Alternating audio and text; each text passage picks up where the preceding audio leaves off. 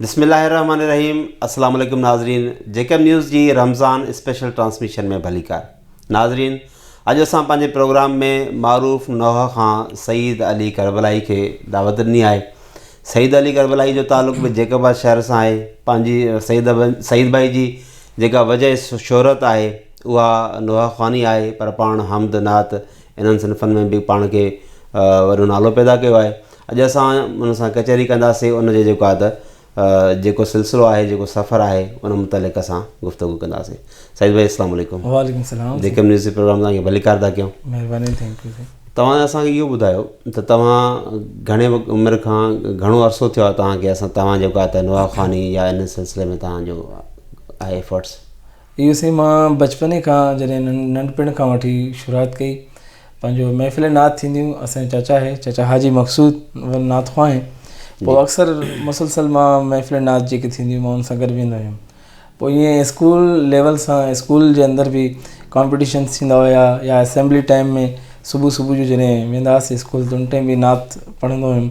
ऐं अलाह पाक जो ख़ासि करम आहे कि अलाह पाक मूंखे इन वॾे उहिदे ते रखियो आहे। हीउ वॾो करम आहे ख़ासि अलाह पाक जो।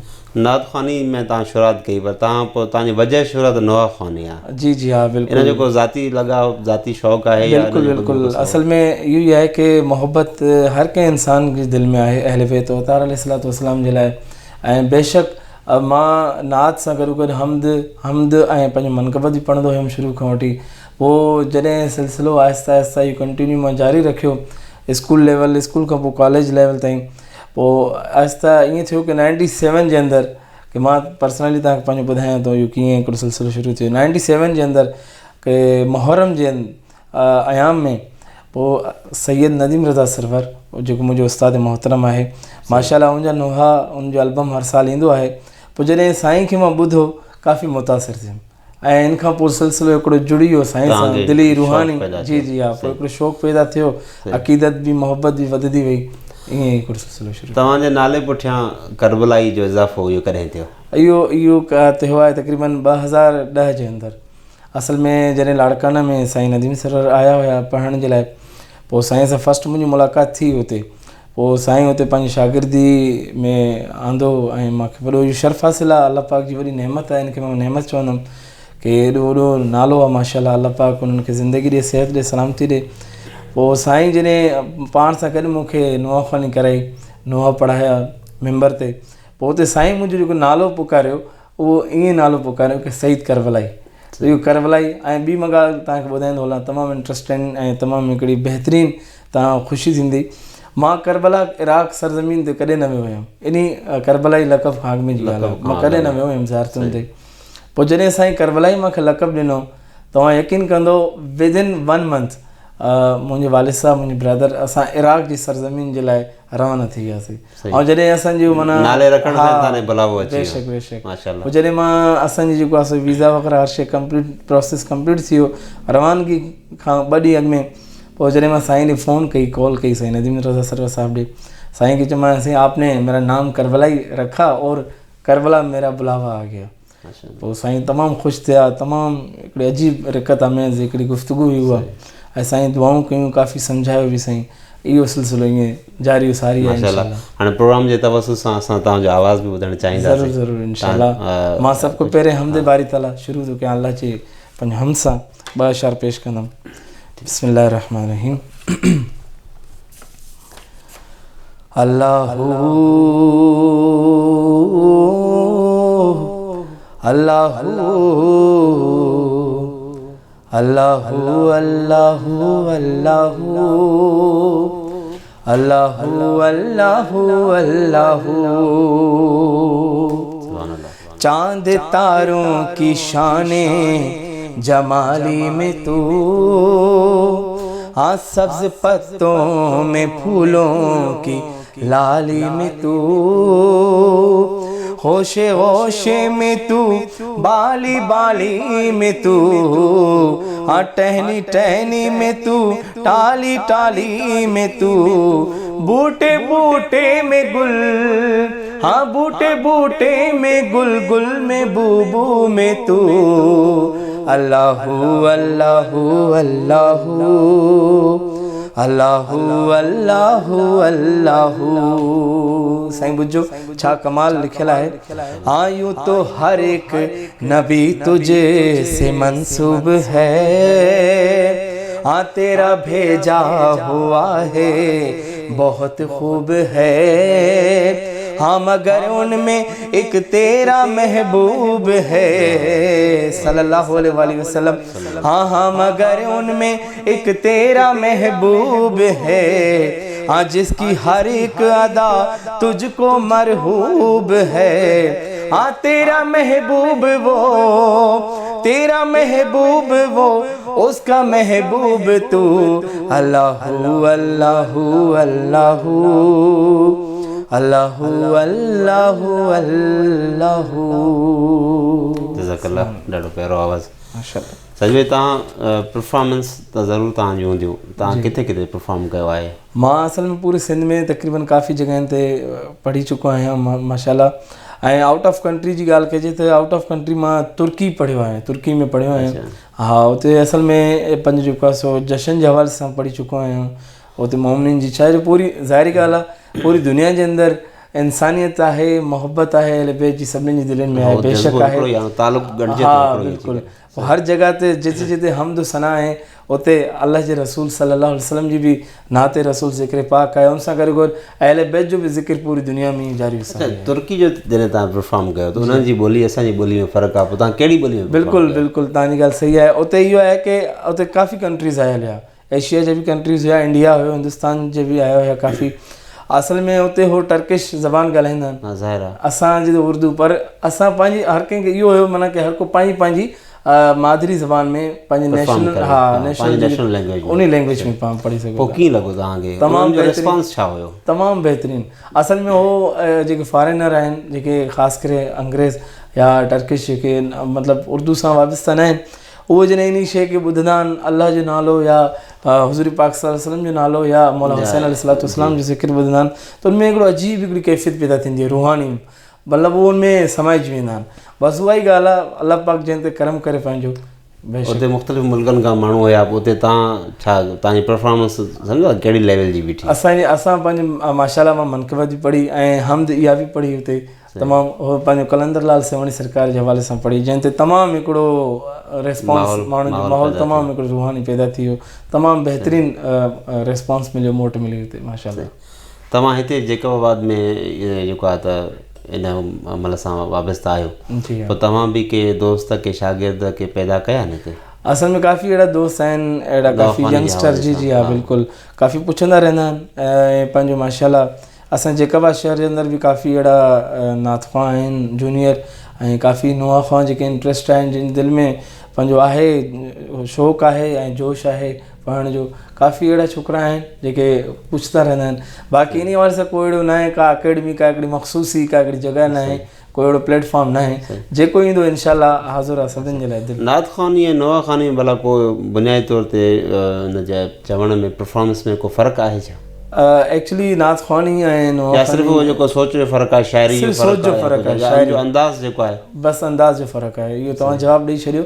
इनमें को फ़र्क़ु न आहे, सिर्फ़ु फ़क़ति फ़र्क़ु इहो ई आहे कि नातख़्वानी आहे मिसाल हुज़ूर अकरम सल्लल्लाहु अलैहि वसल्लम जी तारीफ़ सना आहे, ऐं नुआख़्वानी जेको आहे उहो मजमू आहे ग़म जो, जेको करबला जो जेको बि ज़ुल्म सितम थी गुज़रियो, उन्हनि खे जॾहिं असां समेटूं था पिया, लफ़्ज़नि खे मिलायूं था पिया, उहो उनखे नुआख़्वानी खे असां जेको मुंहिंजो पुछण जो थोरो मक़सदु इहो त जेके तिर्ज़ हूंदी आहे, ज़ाहिर आहे कंहिं न कंहिं तिर्ज़ ते माण्हू माना पढ़ंदो आहे न, बिल्कुलु, त नोहनि जी तिर्ज़ ऐं नातनि जी तिर्ज़ में कुझु माना फ़र्क़ु हूंदो आहे? हा बिल्कुलु, इहो उनजो छा सबबु आहे? उहो इन जे करे जो छो जो नात में अज़ादारी हिकिड़ो मातम हूंदो आहे, मातम जो सिलसिलो हूंदो आहे, इन जे करे उन जी जेकी नात जी तर्ज़ आहे उहा थोरी मुख़्तलिफ़ हूंदी आहे, ऐं नोहे जी जेकी तर्ज़ आहे उहा थोरी चेंज हूंदी आहे, सिर्फ़ु इन जे करे जो हुन में अज़ादारी, माना ग़म जो, हा ग़म जो इज़हार हूंदो आहे। सो इहो ई फ़र्क़ु आहे, बाक़ी ज़िक्र उहो ई आहे उन्हनि जो आल जो रसूल। जेकॾहिं रसूल पाक अलैहिस्सलाम जे शान में नात थी पढ़िजे त उनजी औलाद जे उन में ॻाल्हि उहा हिकिड़ी आहे, घर जी ॻाल्हि आहे।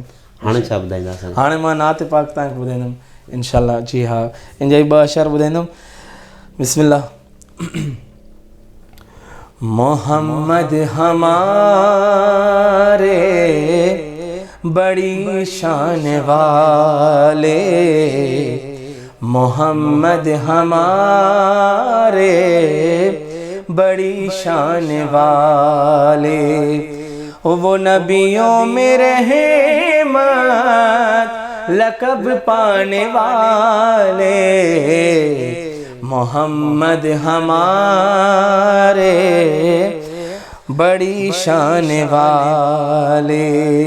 مجھے سرکار خدا جس کے سینے پہ قرآن اتارے،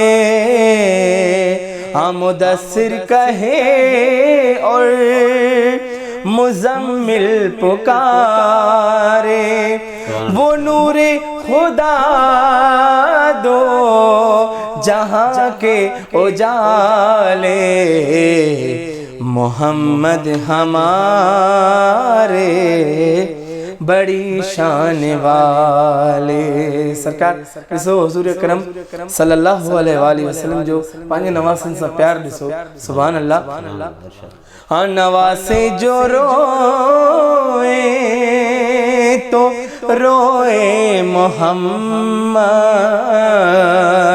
وہ جب تک نہ سوئے نہ سوئے محمد، دو آنکھیں نبی کی تھے دونوں نواسے، محمد ہمارے